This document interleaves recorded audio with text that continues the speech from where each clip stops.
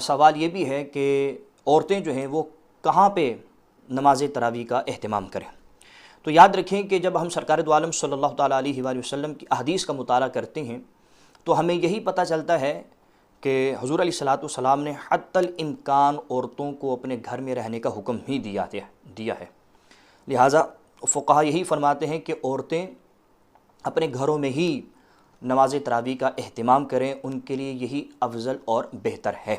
لیکن اگر کسی مسجد میں عورتوں کے لیے بھی نماز تراویح کا اہتمام کیا گیا ہے تو اب کیا کرنا چاہیے؟ تو یاد رکھیں کہ اگر کچھ شرائط ہیں جو علماء نے ذکر کی ہیں، اگر ان شرائط پر عمل کر لیا جائے، عورتیں ان شرائط پر کما حق عمل کر لیتی ہیں، تو پھر عورتوں کو مساجد میں جا کر باجماعت نماز تراویح پڑھنے کی اجازت ہوگی شریعت مطہرہ کی جانب سے۔ ان شرائط میں سے پہلی شرط یہ ہے کہ عورتیں با پردہ ہو کر مساجد میں جائیں، اگر بے پردہ جائیں گی تو پھر اجازت نہیں ہوگی۔ دوسری شرط یہ ہے کہ وہ اپنے محرم کے ساتھ جائیں، اکیلی نہیں جا سکتی، نہ محرم کے ساتھ نہیں جا سکتی، محرم کے ساتھ اگر جانا آنا ہو تو پھر صحیح ہے۔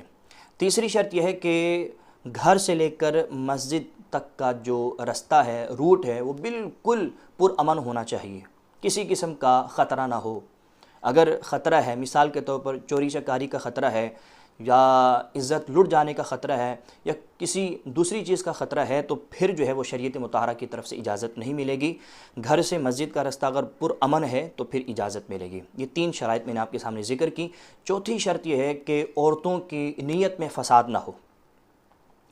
اس کا مطلب یہ ہے کہ ایسا نہ ہو کہ عورتیں کہیں کہ ہمیں گھروں میں تو گھریلو باتیں کرنے کا موقع نہیں ملتا اور رشتہ داروں کے حوالے سے باتیں کرنے کا موقع نہیں ملتا، چلیں اس بہانے ہم اللہ کے گھر میں جا کے گھریلو باتیں بھی کر لیں گے۔ تو یہ ہے نیت میں فساد۔ اگر عورتوں کی نیت یہ ہو کہ اس بہانے جو ہے وہ کچھ باتیں بھی کر لی جائیں گی تو پھر اجازت نہیں مل سکتی ہے۔ ہاں، اگر نیت میں اخلاص ہو، نیت یہ ہو کہ ہم نماز تراویح کا ہی اہتمام کرنے جا رہے ہیں، اور اگر بعد میں خلاصہ تراویح ہوتا ہے یا شرعی مسائل کے حوالے سے گفتگو ہوتی ہے تو عورتیں باذوق ہو کر اور کان لگا کر سنتی ہیں اور کسی قسم کی گفتگو نہیں کرتی ہیں تو پھر اجازت ہوگی، لیکن اگر نیت میں فساد ہو تو پھر اجازت نہیں ہوگی۔ اور آخری شرط، اور میں سمجھتا ہوں کہ یہ بنیادی اور ضروری شرط ہے، کہ مساجد میں مردوں کی جانب سے بد نگاہی کا خوف نہ ہو،